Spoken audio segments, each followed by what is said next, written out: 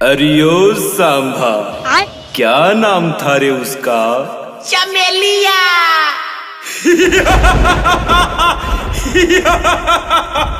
चमेली चमेली चमेली। अरे बुलाओ उसको। जो हुकुम सरकार।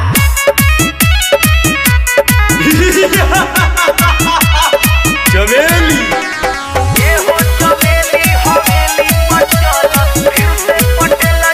Music by Mantu Manish.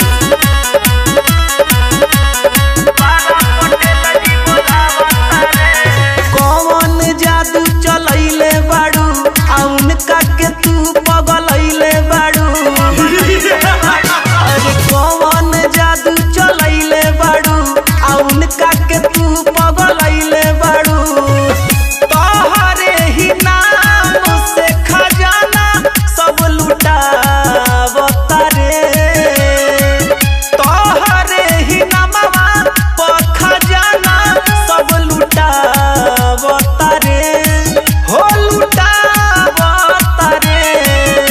तो ये हो चमेली हवेली पर चल फिर से पटेल जी बोलावता रे।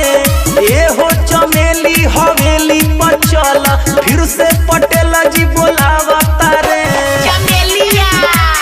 ये हो चमेली हवेली पर चल फिर से पटेल जी बोलावता रे।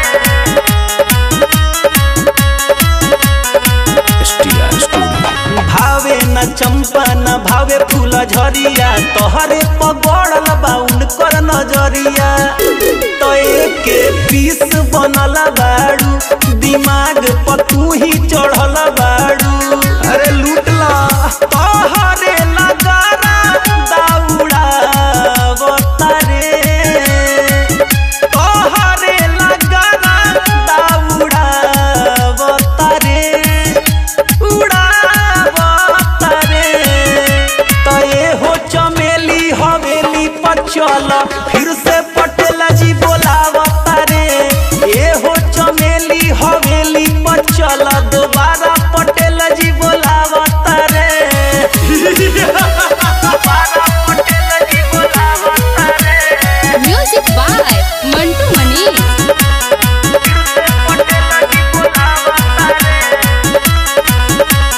जवन कहबू तू हो जाई पूरा तोहर सपना न रही अधूरा। तू राजा ना के कहल करहो आ वही जे रहल करहो। गाना अमित के बजावता रे। गाना अमित के बजावता रे।